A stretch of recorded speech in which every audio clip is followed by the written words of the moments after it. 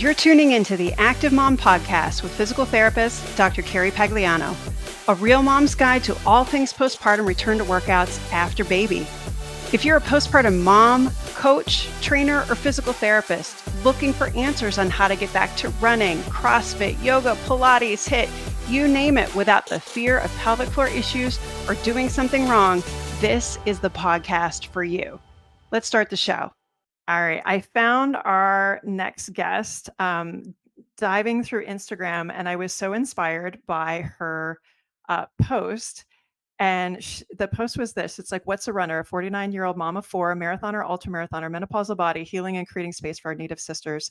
A runner is who you are. And there were so many things that just brought me joy from that. And so I reached out to Verna, and she agreed to come on the podcast to talk about Native women running and her experience as a Native woman and mom. So thanks so much, Verna, for coming on the Active Mom podcast. Yes, thank you. Thank you for inviting me. So yes, my name is Verna Volker. I am from the Navajo Nation, and one of the things that I always do is I introduce myself in my language. Yat e she Verna yena shiat hudijini nishle hashklishni bashishchin tani zani dashish che toheglini dashanela. I'm born of the Bitter Water Mud people, also the Tangle people, and the water flows together. I'm from the Navajo Nation. I grew up in northern New Mexico, and I've been living in Minneapolis for about 15 years. And I'm a mom of four, ranging from the ages of almost 21 to 11. So I'm Oh my not quite goodness. an empty nester yet. And I've been married to my husband for 24 years. Oh So, my yeah. goodness. Mhm. That's a mouthful. And before we hopped on and press record, she was telling me her schedule for fitting in date night between pickup and drop off. And I so relate to that right Yeah. now. Right. You got to make it work. You do. You definitely have to make it work. All right, let's talk a little bit about running. Have you always had running in your life, or was that something that came later on? Well, I was always an athlete. Like one of the sports that I excelled in was the basketball. And Mhm. I remember running because I think I started playing it when I was 5. But throughout my life, I never liked the part of conditioning of like running laps and running up and down the court was just something that never appealed to me. I'd rather do like the shooting and the dribbling. And so I was always an athlete, but I actually didn't grow up like a lot of native families. A lot of them have generations of runners in their families, or they're just very gifted. I i always say that I started later in life. I started in my mid 30s with 3 little boys at the time, and that's when I started running. And so since then, since 2009, I've realized what my body can do, and that's been pretty amazing, as a mother who's aging and having just a busy life. So, and I just remember my kids were so small when I started, and now they're just kind of like, okay, you're gonna go run. It's like no big deal. They're so used to it now. So Right. yeah. Hmm. Oh my goodness. I think just having 3 boys, period, is a reason to run. Like, you kinda have to anyway, it's sort of a given at that point. Right. Was that kind of the motivation, or was it just, "I need to find something for myself"? What was it that kind of spawned that interest? It was a pretty crazy life. Like when my husband and we lived in Nebraska, and then we moved when our youngest boy was 2 weeks old. Oh my And we goodness. moved during the housing, crisis in 2008. Our house wasn't selling, but we had to move up here. And I had a toddler, preschool, and a newborn. And we moved up here in one of the coldest winters in Minnesota. And we lived in my sister-in-law's basement Oh my goodness. for months, out of I think 4 months until our house sold, and we finally found a house March of 2009. So I think that was kind of like a lot of that was on me trying to care for everybody, which is normal as a mom. But Yeah. that was sometimes I look back, I'm like, how did I do that? Because we were selling our house, and when you're moving, you're like packing, and I was pregnant, and then we have this little guy. And so I think that time when I realized like I really need to do something for Yeah. myself to get me in better shape and healthier. And so I just noticed moving here that people were very active here in Yeah. Minneapolis. And so I saw people running, and so my sister was in town, and we ran like around this little lake, and she said, "You should start doing this." Uh-huh. And so I started doing it, and I just started learning about running. I wasn't, running is easy in ways where like, oh, you just go out and you run, but there's so much more to it that I Yes. didn't know. Like watch, pace, intervals, all that was new to me. So I had to like learn how to I learned that on my own. So yeah. Yeah.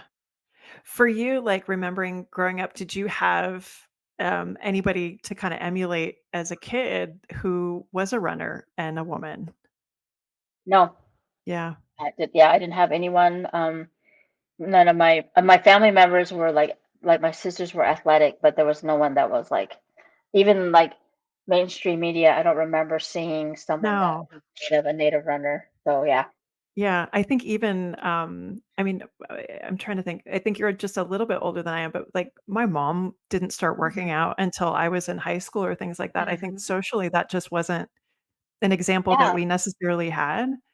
Um, for you, did you have any feelings about kind of doing it after having 3 kids, or it just didn't even matter at that point? I think it didn't really matter. I think it was kind of like my alone time that I Yeah. had to just go away. I mean, like my boys were they're little boys, they were like chaos. They were like chaotic. I mean, but now it's funny how that has turned around because the boys are so chill now. They are so chill. It's like all I have to do is feed them. They play their games, they say what they need to, and it's just like night and day from when they were little, when they used to run off from me. So Oh, now it's such a change. So yeah, I think that's just how, yeah, that's how it went. yeah. So Now some of them are runners now? yes, my oldest is a runner, and he runs just kind of on his own, which was really neat to see. Actually, he did some cross country, but then he started running during the pandemic, and Mhm, just for mental health. And so he started that up again in college. And then my second one is not a runner, and but my third one, my youngest boy is. So he's the mhm, first one in our family that has really like done the cross country, and now he's in track. And mhm. uh, and my younger daughter, she's not a runner, but I always tell them that mom started later in life, and that's okay if Yep, you don't run right away. So yeah. yeah. Do you guys pick up tips from each other as far as, what your kids are training and what you're doing? No, it's kind of new to me. Like Yeah, track. I just went to the track. He had a track meet, track and field, and I mean, I was new to that because I was like, "When do you go? right. What are you doing?" And he's like, "I stay here. I'm gonna run now." Like he doesn't give me much details, but it's like all it's also both to both of us. It's new to be in that space, and so, Yeah. but yeah, he's really good about just. I think we encourage each other, Mhm.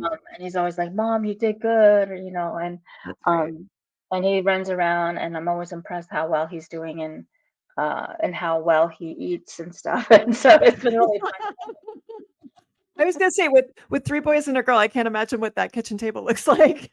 Yeah, it's crazy, and so and but yeah, I'm grateful that they are just trying to stay healthy, and that he's the one that's kind of taking that on. So. Yeah, that's great. For you, you started running. How long before you decided to start Native Women Running?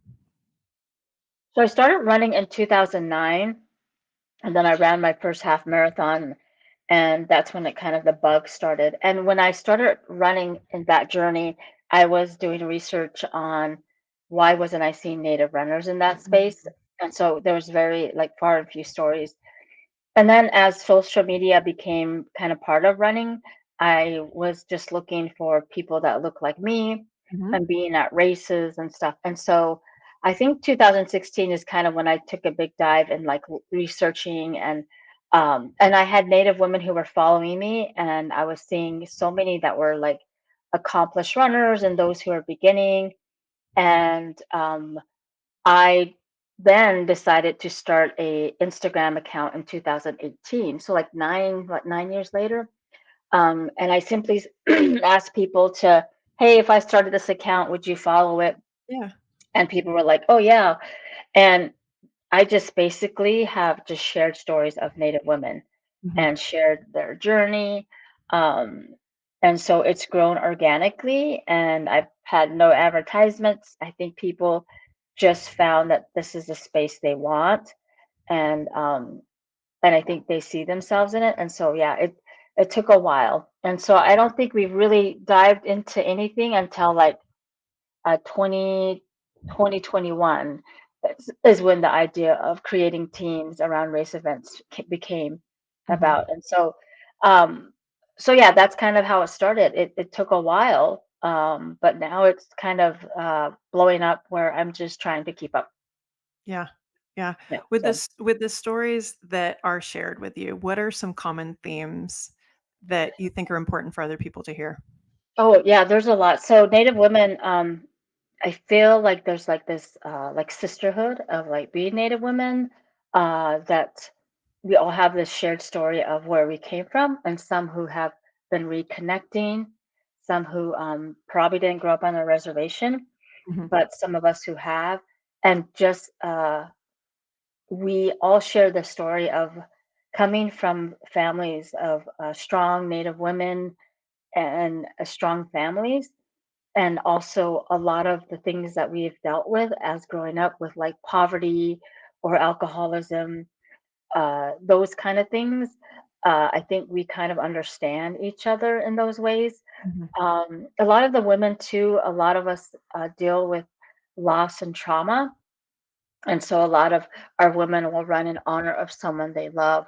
And I think that's kind of, I, as a leader, have been very open about sharing my story of loss and of trauma, and how I like run in honor of my parents and my three siblings. I think that really resonates down to a lot of the women. So a lot of Mhm. them will open up to me of like why they're running and creating that space for them, because running there's excuse me, running is a physical sport, and there's a lot of natives who are very competitive, Mhm. but I feel like it's really has shown a spiritual side of like running Yeah. has been our healing. We say running is our prayer and running's our medicine, and I think that really is true for us. That's how we connect in ways, and I think that's been really awesome. And I think for me, I really try my best to connect with Native women on just a personal level, and I think that helps. And so I feel like I've met so many Native women, and that's kind of been my healing as a person who had so much loss. So Native woman running, though it's really busy and crazy, it's kind of been also healing for me in those ways. Yeah. For you finding people to connect to as well. Yeah. Absolutely. Mhm. Do you find that, you know, taking up space in, marathons and ultra marathons that because you have that all that time that you are running, that that's kind of unique to this as well, with kind of navigating trauma and so on? Yeah, I think so. I think because I in 2018 I started running ultras, Mhm. like 50Ks, and you're out by yourself, in times in those moments where you're all Yeah. by yourself, alone. Not just for like a few hours, but like I mean, I think my longest race was 33 hours, and Oh my gosh. I was alone. But I was alone, and so then that's when you have to really, uh, your thoughts really have to turn to your purpose of running and Yeah. imagining or just thinking about your loved ones. And I think that helps. I think it's really healing, and I think just being on the land and nature is also very healing, because that's Mhm. where a majority of our women they run outside. Yeah. You've had a Mhm. couple posts kind of speaking to safety. Mhm. And I know that's a concern probably across the board in ultra, but more unique to you. What kind of thoughts do you have or things that you share amongst your sisters? Yes, so missing and murdered Indigenous women is a movement of that we're bringing awareness to, because a lot of our women go missing and murdered. They always One of the studies is Native women are 10 times more likely to go missing or murdered. And so we bring, as an organization, we bring that to the forefront. Like, you know, we have a missing and murdered Indigenous uh, women or relatives, we say, virtual event that we started about 4 years, 5 years ago, 4 years ago, to bring awareness to that. So I kind of spin it in a way where I also focus on the safety part of that. Mhm. And throughout the year, like we all have stories of a lot of our women, they're like in spaces where it's like very isolated, where the Right. nearest police is like what, 2 hours, 3 hours away. And so we have a partnership with GoGuard that does a lot of the safety tools. Like they have a Mhm. ring that's serrated. And then I also just share like safety, like things I experienced Mhm. being on the trails by myself or being followed, ways that I go and leave, like letting my husband know what I'm wearing, where I'm going, what time I'll come home. Yep. Also, just being always aware of my surroundings and going to places where never posting my location, things like that I think has been helpful. Mhm. And it's been really interesting how women also share what they do. It's been really helpful. If I make a post, someone will write in the comment section what they do to keep safe. And so Mhm. those are some of the things. Yeah, I think that's all that stuff is so important to share because we Mhm. don't want to, think that we're the only one that navigates those issues for Right, sure. right. So, yeah. Tell us a little bit about it seems like a couple years ago, I think there was a lot more attention paid to, just finding people who had less representation. Obviously, you got Mhm. the attention of Hoka, and things like that. Tell us a little bit about kind of how you experienced that time period. Well, 2020 was the year where there's a lot of like being in Minneapolis, we saw what Right. happened. We were around um, uh, when George Floyd was murdered, and so we were in the city. I think that's less than 2 miles from my home. Oh my goodness. And so when you see that, and when you experience everything that goes around, and a curfew, and so much chaos, uh, I just remember how many times people would mention, or people didn't even have a care of like what was the whole issue? Why are people upset? Right. you know and granted, people are ignorant, and racism still exists, but when you think about that whole thing, it also trickles down to like native people of um you know how important they are. And so during that time, brands were making statements about, we're going to stand with Black, Indigenous people of color. I mean, I saw the posts. Yep. Like everyone was saying that they were going to, and I've seen now who's kind of like they're doing nothing. And Right. so during that time, Hoka, uh, I became a Hoka global ambassador, and then during that time, it was like I became friends with Allison Desir, because Mhm. her and I were the one of the founding members of Running Diversity. Mhm. And so during that time, I remember being on a call with Allison, talking about these things. And now it's kind of cool to see that Running Diversity still exists and it's going well. Right. But her, and having her as a friend, just showed me more of what inclusion is, Yeah. and not just like diversity. How are we coming to the table? And in these past years, I really have seen who has been good allies and who hasn't, Mm. and who has tried to harm me, and who's tried to who publicly shame me. People who say they were going to be there, it's like this betrayal. And Mhm. just because they weren't accountable, me calling them out, um, and calling them out privately and not publicly, Yeah. and them calling me out publicly, just really has, since then, really has opened my eyes to that this work is wonderful, but at the same time, there's these things that have scarred me, that have Mm. kept my guard up. And that's why I'm very careful now who I align with Mhm. regarding brands, and who really authentically cares or wants to build a relationship with Right. Native women running. Because at the end of the day, the specific, organization person can go and live their life. Mhm. Nothing will change for them, but I have had to deal with the effects of that, his Mm. decision, their decision on certain things, and it's divided our community. Mm. because people sided with this person instead of me. And it's amazing how that can happen, where people Yeah. were well intentions, good intentions, you thought, but then it's like, nope. And I saw it. I saw the red flags, and I'm like, okay, I had to be the one to say, I'm going to protect Native women running, and I'm Right. going to protect myself. And so I feel like 2020, there was all these statements, and I feel like it's been kind of, it's okay now, but people have forgotten.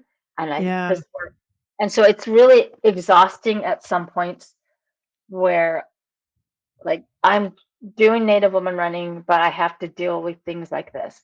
Right. Being a leader, you know that you have to take a lot Right. and carry a lot. And so I think that's been kind of hard in this work because like I don't want to deal with these things. I just want to do fun stuff all the time. Exactly. Exactly. I Yep. can't do fun stuff all the time. But I think it's really helped me be a better leader of like Yeah. who's just kind of checking us off like, okay, Right. let's include them. Who is just you know, it's always I'm keeping my guard up. And Yeah. one of the brands that I work with is a Naked Sports Innovation, and they're the hydration pack. Hmm. And it's owned by two white guys out in Canada. And I had a meeting with them, and I'm one of their ambassadors, and they support NWR. And one of the things they said to me is, Verna, we are in your shadows. You take the lead.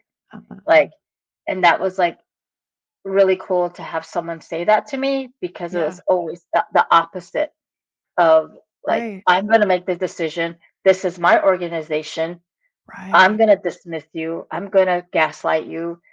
That's what I dealt with. And so to see two white guys tell me, Verna, we're here for you. We support you 100%. Yeah. We're never going to overstep or, talk over you. You know what is best for your community. And Yeah. so those are good things that I've learned through this. And I'm happy to get past those hard things. Oof. Yeah.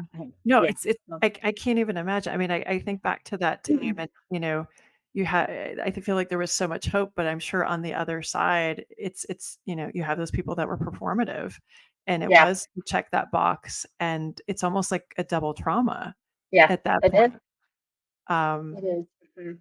I mean, do you find I've been kind of following your journey, kind of working with, establishing places and races and things like that Mhm. and holding space. I'm assuming that those struggles still continue to try and find spaces for representation at major marathons and races and things like that. Yes. It's still, I think it's getting better. I Hmm. feel like New York City Marathon, New York Roadrunners really opened the door for us. Hmm. And so they're kind of like the blueprint for other companies to see like this is what they did for us. Hmm. And I've got to know the people from that organization who I see now at Boston who are like, Verna, they remember who you Right. are. And that's like, I just met the executive director of the Chicago Marathon. Nice guy. I think his name is Mike Neely, I think. Um, but I saw him at an event in Boston, and he just, as I was leaving, he just reassured me of like, "Hey, Verna, we got you." Who? I mean, like that's like what he's a big deal, you Yeah. know. And like for him to say that, like I met him in January, and then Mhm. for him to just kind of confirm that at Boston was good. So I think it's slow. There's times it's hard, and I know it's exhausting, and I think that's just one thing. But then I deal with also like lateral violence from my own people, you know, and I think just carrying that seems so huge at the time, Mhm. but it's really small compared to all the people who are supportive and all the good things that are happening. So I always have to remember that. Yeah. When Hmm. you talk about lateral violence, like, is that just people criticizing what you're doing and saying that, they can do it better and you're doing something wrong, or what does that Yeah, look like? and just people who, certain things happened that we thought were like that people decided that they saw an opportunity apparently to come after me Mm, and to harass me and online bully me. mm. And even so, certain people, I know who they are, will make new accounts, send me a Okay. message, and then delete their account. And they just, it's usually always happens when something good is happening. We Oh, have so much good things. And so our leadership team, we're always like, oh, do we know that someone's going to comment? Someone's going to be mad about yeah. something. Um, and it's really kind of like the what's that illustration, the crabs in the bucket, Yeah. where they want to just bring you down because they want to do that. And it's like, I it's been amazing to see both sides of that, and I'm just Mhm. like, I really have tried to balance. Yeah. And I think it's hard right now because I still run everything like social Yeah. media. And I think I see this and I'm just like, and so now I'm really trying my best to like, I'm becoming a nonprofit. And Mhm. my hopes is to hire more people and just let someone take over the social media so I don't have to see those messages. Yep. Because It's a double-edged sword for sure. So yeah, let's switch to the good stuff then. Tell me about tell me about the good things that have happened, with the NWR this year. Tell me about the successes. Tell me what's kind of on the horizon.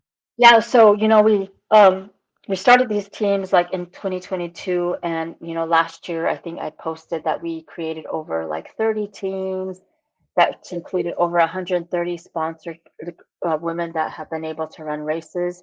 I think in the past year we've been able to like having a partnership with New York City Marathon was huge. So Mhm. taking 5 Native women to a major race was really exciting. Yeah. I think that was really it was just really powerful that they saw us. I think also the brands there's so many I can't even keep up because I'm always like trying to let my leadership team know that okay, this is what's happening. Um, I think being invited to certain, like the running event was a huge deal. People who are just extending the expo tables to us because I Mhm. never realized how much expo tables cost. Yes. And so, like, that's why I'm going to Brooklyn Half this weekend because I didn't Mhm. realize what a big race that was Yep. and how popular. And I thought this is good for NWR. So we have continued to create teams. We are for me personally, I I was very humble this year to be highlighted on like Runner's World, being interviewed by ABC News. That was really pretty. That was amazing because in my work, I try not to put myself on the forefront as Yeah. like Native woman running.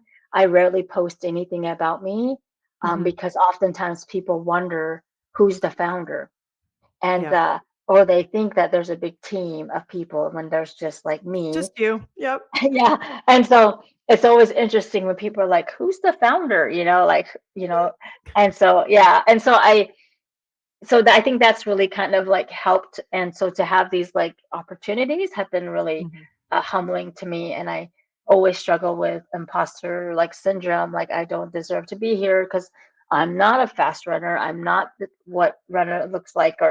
But then I'm always reminded that I deserve to be in that space. I deserve to use my voice in these powerful ways because in my mind I'm like I run my own race but I'm bringing along native women in this journey. Yeah. I think that's been really neat, and just being able to get to Boston too with two native women who ran, giving them the opportunity to be part of a hoka photo shoot.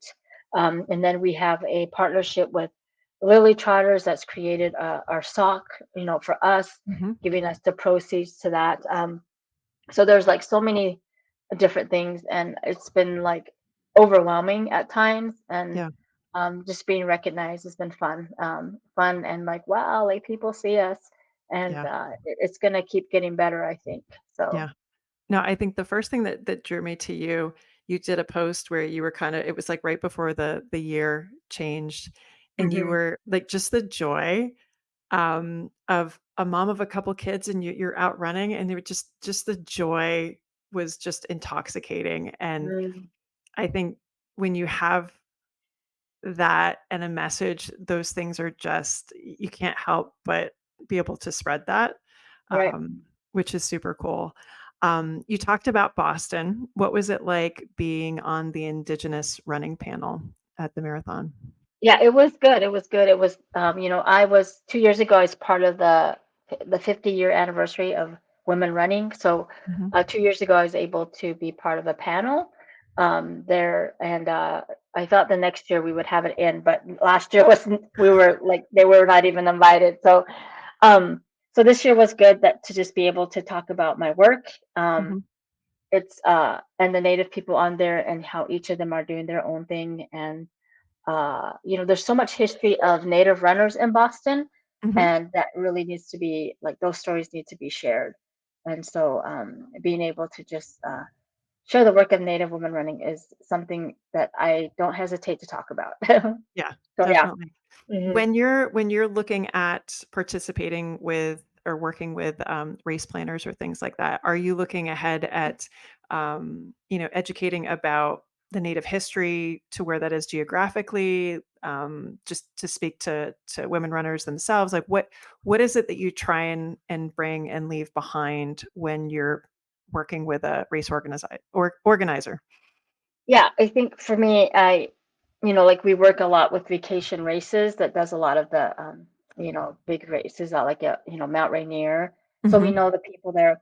And I think just, uh, I think I always make sure to share my gratitude of how Mm. much these entries mean to us and how Mhm. they're now involving our women to do the land acknowledgement. They didn't ask us, we said, can we do it? And Yeah. so if any of our Native women runners are in that area, they do the land acknowledgement. And in that sense creates them to use their voice, to use their voice and to be leaders in that way. And so I think a lot of them, especially with that organization, we had a race on October, I can't remember, like 17th, that it was called the Lake Powell Half Marathon. And during that time, the eclipse was going to go over that Right. area.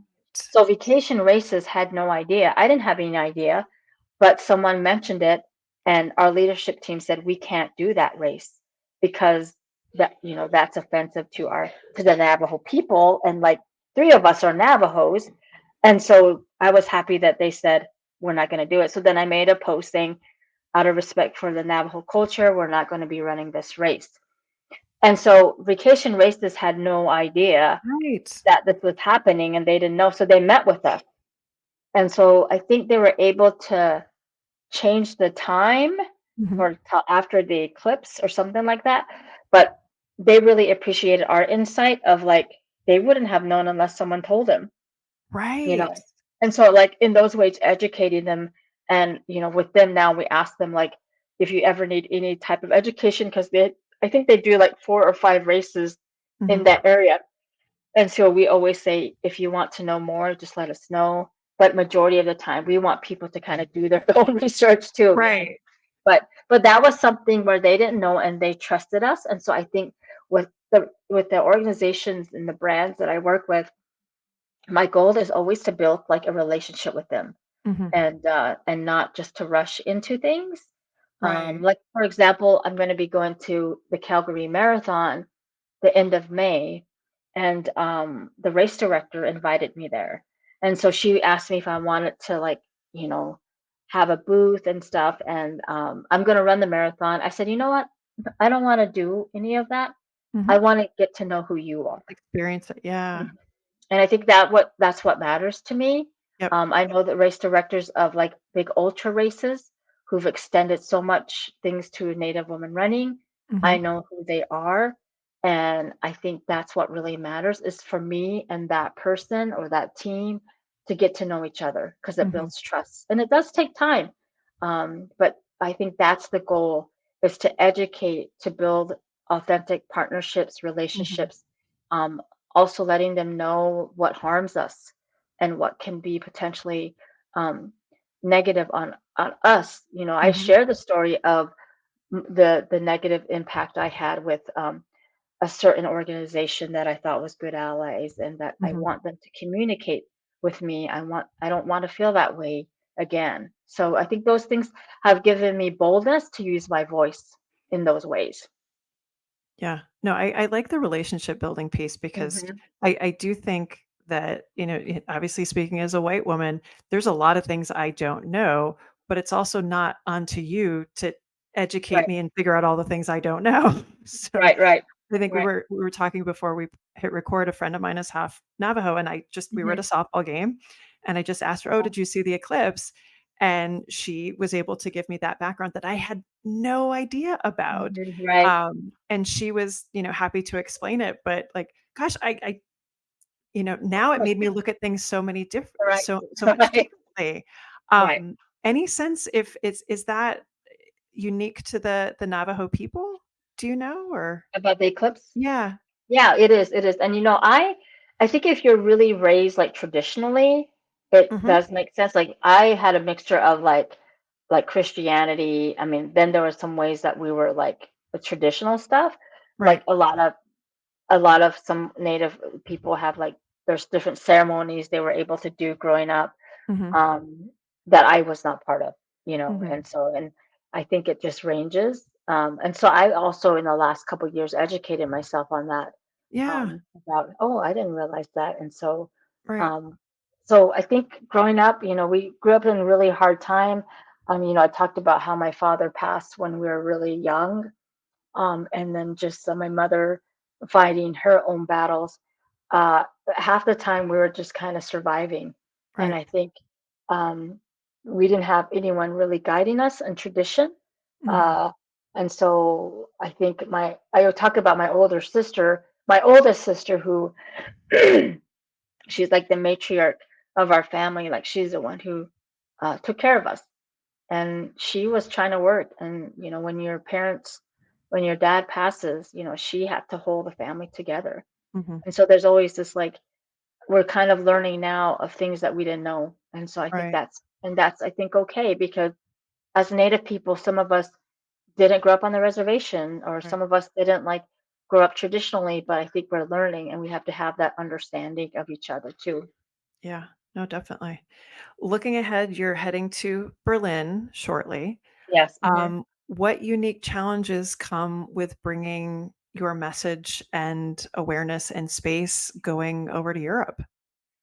Yeah, so Germany has they have they have this like thing where, Carl May is an author, I think in the early 30s, I don't know, wrote this series of books called Winnetou, this fictional character, um, who was a native guy who people read, who read these stories. They became very popular in Germany, and so now Germans have not all Germans have this view of Native people as like everything that we're against, like characters, like Mm. the headdress, Pocahontas.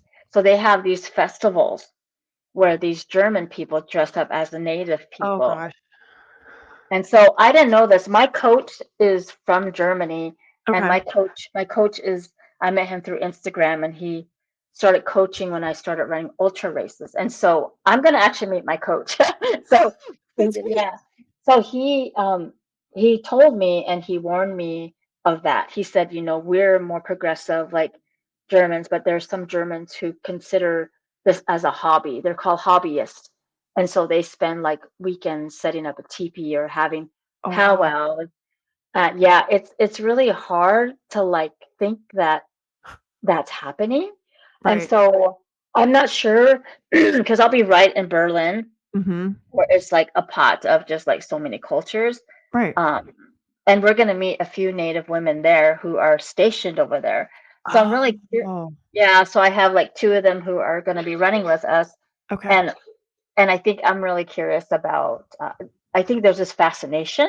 So we could be looked at as like, wow, we could be like movie stars or something. I don't know. But there's this fascination with us, and Yeah. so it's going to be interesting, how people look at us. Because I mean, I went to Germany like it's been 21 years, but I Mhm. remember my husband and we saw this like native store, and Mhm. we went in and they had all this like kind of knockoff native people, native like what they assume native people have like tomahawks and Mhm. dream catchers. And the owner was just so fascinated with me, like, wow, you're Navajo. And so Mhm. I think that's one of the challenges. I'm not sure because some Germans really take that on, but that some Germans know, like, okay, Right. not native people are like that. Because the author of this book, Carl May, he never traveled to North America. So everything that he saw, was from Oh my goodness. Hollywood, Right. cowboys and Indians. So, Oh my gosh. so So one the of the very things, worst part. so one of the things though in America, the Indians were always the bad guys. You Right. know, in Germany, it's the opposite. The The good Indians are the guys. good guys. Yeah. so, so that might be a good thing. You might be put on this pedestal, you don't know. So I think that's one of the challenges. And I think for me too, like we're thinking of doing a panel because I connected with an organization out there. And so that we're talking yesterday actually about maybe having a panel. And I'm just gonna have like some presentation things ready to Mhm. explain our work. I think one Yeah. of my challenges is like, how do I speak from, because in America people know, whereas in German, how do I, you know, Right. talk about representation. Yeah. Um, and so it should be very interesting the the response of this. But I feel like it's going to make Native women Native women running. It'll expand our work. Yeah. I'm just really curious because we're going to be at a big women's race of 10,000 women. We're gonna have an expo table there. That's great. I'm so curious what people are going to say. Right? Oh, we will stay tuned to your social media for sure, because I have not, but I don't even know Yeah. how, like, you probably have no sense of how it's gonna play out at all. Yeah. So Oh my thankfully we're connecting with a native guy who mhm. lives there, and so he's Okay. going to take us around, and so I think that's helpful. Yes. And so that kind of gives me comfort, and yeah, so we'll see. Oh my goodness. All right. So when you walk into situations like this and you're, maybe you're going to run in the race and then you're also representing NWR and you're having to navigate some of these panels or things like that. How do you hold space for it all? And kind of Yeah. protect that for yourself? Yeah, that's a good question. That's good because there are times when I'm doing all of that at one time at Right. like events. And so now I'm very like I have to pick and choose what I want to do because Hmm. sometimes I'll be running a race and having an expo table or speaking at a panel. And friends have told me you cannot do that. That's a lot. I Yeah. think I think like especially like Brooklyn half. I mean, we're not at a point where we're like Black Girls Run where they have different chapters. Right. I'm still the main person. I just don't have the funding yet to get that far. And Hmm. that's one of my goals is to start different chapters. But so Brooklyn thought, oh, I'm sure you have a chapter. No, we don't have a chapter. So that's why I'm going out there. But I think uh, just focusing on one thing at a time. So I'm trying, Hmm. like going to Boston when I ran 2 years ago, I was part of the women's team and I was running for charity, and so I had to watch for these. I had to kind of be a chaperone for these like youth there. We had three Hmm. Native women running at the time. That was just too much. So it was nice Hmm. to go to Boston and just be able to be a spectator, Right. and just do like a panel. And Hmm. so I don't realize sometimes when I'm invited to these events, I think, oh, I'm going to be fine. And I end up Hmm. being so much busier than I think. And so Hmm. then I come home, I'm just so exhausted because it may be hard to believe, but I'm really an introvert by nature. So I really had to learn how to like also become an extrovert because I have no problem running hours by myself alone. Yep. But my husband knows because he's like an extrovert. He knows when I come home that I'm just like exhausted. Like I'm just Yeah. so tired. Um, but I feel like, I was a stay-at-home mom for 15 years. I put my career on hold. And so my husband always reminds me, this is your time now Yeah. to do these things. And so I really pick and choose what I can handle. Um, because, June and July I have to have a little surgery. So I'm like, that's a time where I can't run for 6 weeks. I'm going to Right. be forced to be home. And Yep. so that's why I'm trying to fit everything in. So, Do it now. um, yeah. And so I think June is going to be nice because all the kids will be home. It'll really kind of recharge me to Yeah. like rest. And so, I'm hoping to have certain people do certain things because I really have to take days off too. Like Wednesdays, Oh, yeah. could be my day off, or Thursday could be my day off. So I Yeah. try to make sure I take care of myself in those ways. Yeah. I think it's hard when you have something that truly is a labor of Hmm. love, but also has so much logistics because there really isn't a day off with it, and then you go to events and it's I mean, it was really cool to watch you as a spectator at Boston because it did seem very emotional to you, Hmm. and Yeah. again, you've gotta have some space to process that, Right. and but you've still got all these other things and responsibilities to do, and it's like, how do I uphold my community, but also protect myself and make sure that I'm processing because it's also a very big Yeah. big feelings. That's what my daughter says. She's like, "I Yeah. have big feelings today." Right. Right. Right. Even like today, it's like I have to prepare for things, and we have this Mhm. virtual run, and I'm in charge of that. Yeah. My nephew does all my shirts, so I'm communicating with him, and um, people are wanting to run for certain things, and I'm like, people are messaging me, and I'm like, and I have a little girl who's has a cold back here, and I'm I like, heard her okay, coughing a little bit. okay, I still gotta take care of her. And Well, so yeah, but that's mom life too, and I'm like, yeah, I've never seen I only have 2, I quit at 2, but I have patients who, have 4 or 5 kids, and yeah. that just the ability to multitask and organize and compartmentalize is your mom skills are paying off in spades here with this. I think so. I think so because sometimes I'm like, I am not a businesswoman. But I think planning and stuff, it really helps me, like, because I Yeah, used to do that a lot when I was, I right. taught for like 5 years, and I know how to make sure everything's in place, Yes. to get ahead of No, time, stuff like that. So yeah. those are mom superpowers for Mhm. sure. It is. It is. For sure. Yeah. So with looking ahead, kind of you've got a daughter, um, looking ahead at what her future holds. Um, what things do you think about? What things do you hope for her? I think for her, I just want her to know that she has a voice, Mm, that she's 11, and she's been able to use her voice in different ways. And I think just knowing that she has a purpose, I think those things are important that she I comes. hear. I, I hope she you know, feels better soon. yeah, and it's, I get emotional because, like, Yeah. um, this, so life was always hard. You don't, I think there's like forgiveness and understanding with like what I grew up in. Um, but you're changing that story, Yeah. you know, and I think that's important to me.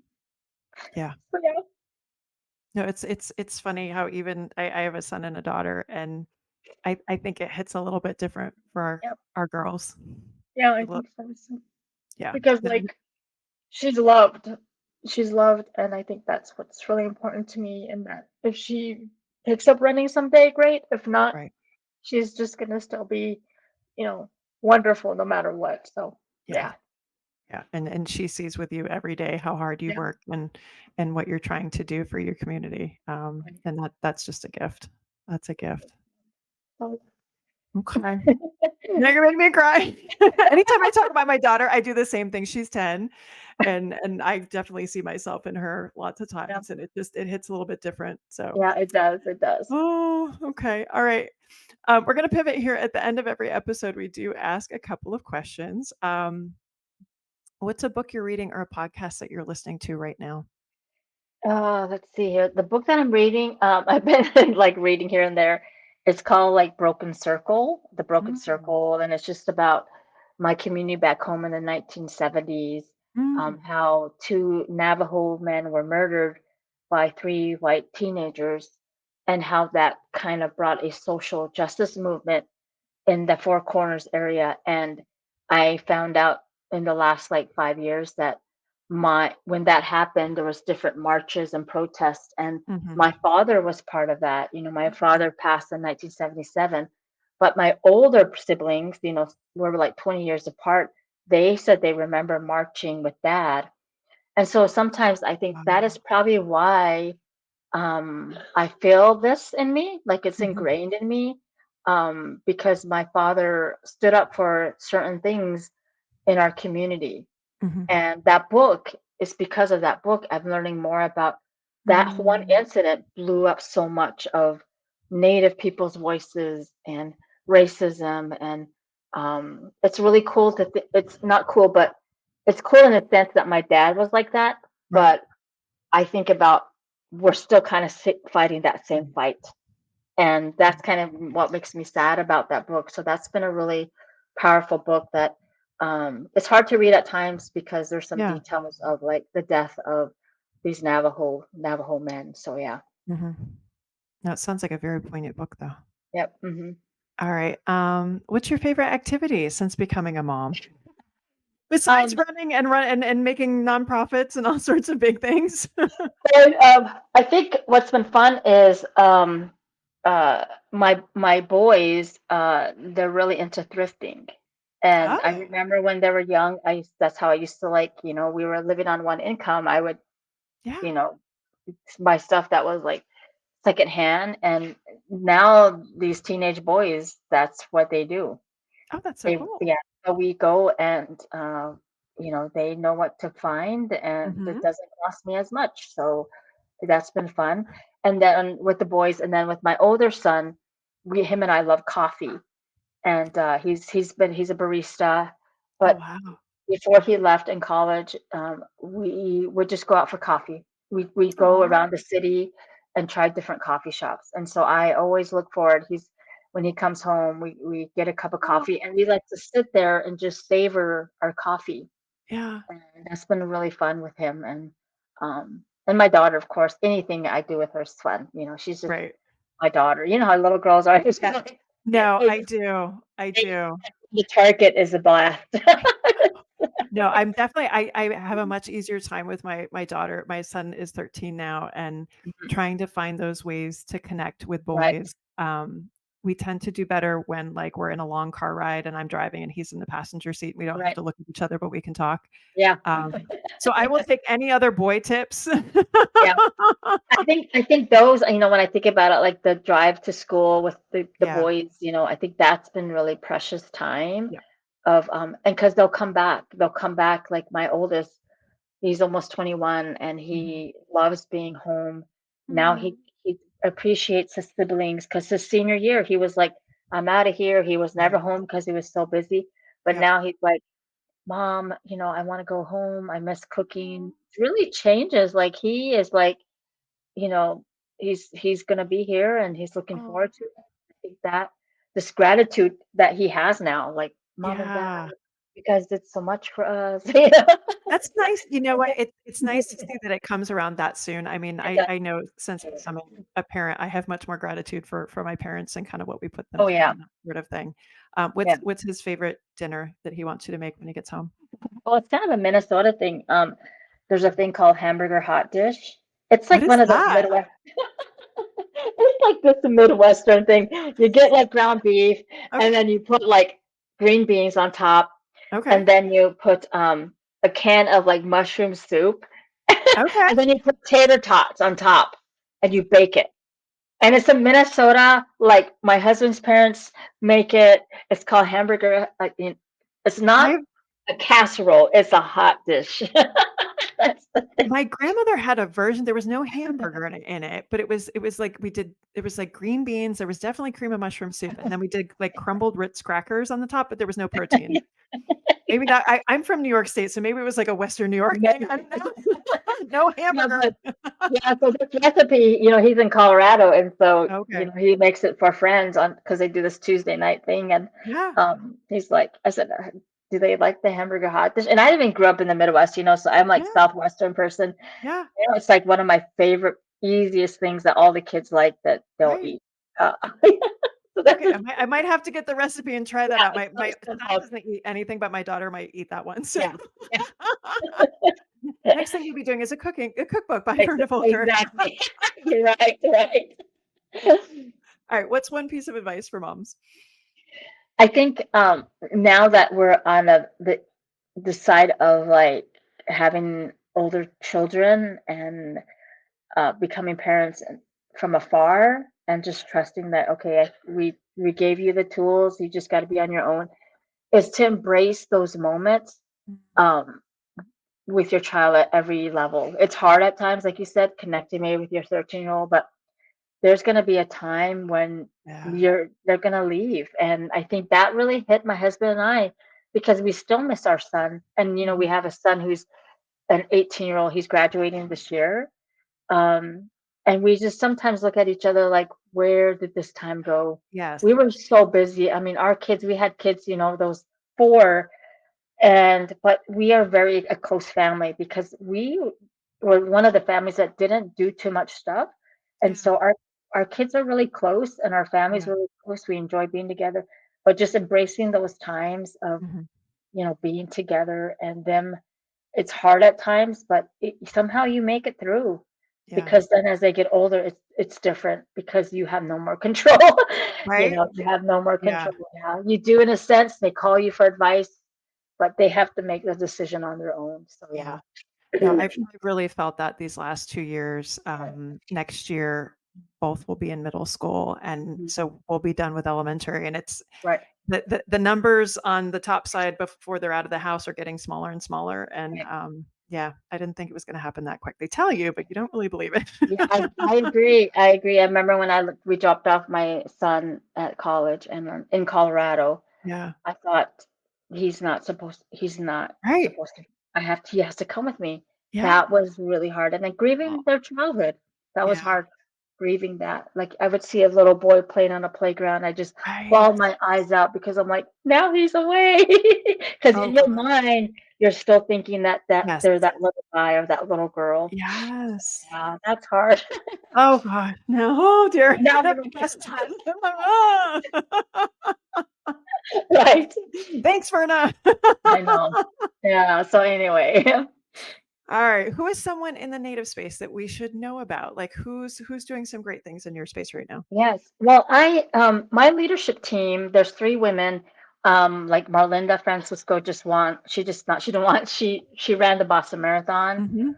She is from a tribe down in Tucson, and she's a runner, but also she works within her community. Mhm. Uh just the events, holds health like fitness classes for her community, Mhm. um, cycling, and I think she's really one that's doing amazing work that maybe you don't see that on a larger scale, Mhm. but she's doing amazing. And my other leadership team member, Angel, who she's a counselor, I think, at school, but Mhm. she just can bring people together.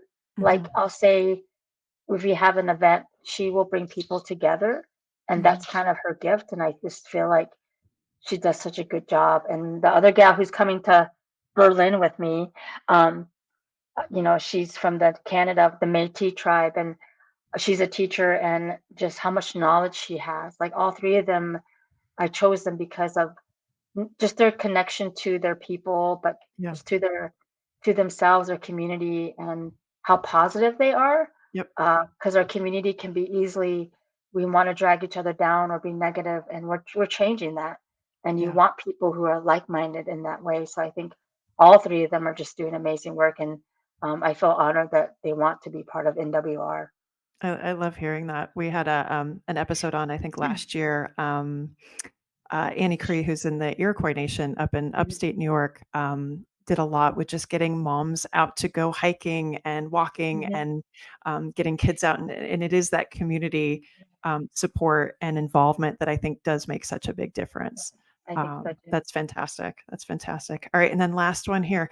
What does it mean to you to be an active mom? It means a lot. It's hard. I wake up early to do this running thing. I try to be at the gym at 5. I've always, since they were little, I woke up early to like run. Like this morning, I woke up at 4, was there at 5. Mhm. It means a lot, not just for me physically, and but just or training for a race. It's really mental, and it makes you feel good. It really Mhm. releases a lot of like just, well, especially when I go trail running, releases a lot of tears or just trying to heal and grieve. I think those are really important. It's just Yeah. just to be an active mom. Yeah, no, definitely, definitely. All right. If you want to know more about Verna, you can find her on Instagram. I'm going to have you say that. It's Hojon Runner 4, and Hojon in Navajo means like beautiful, like you're living in balance. And Oh, I so love yeah, that.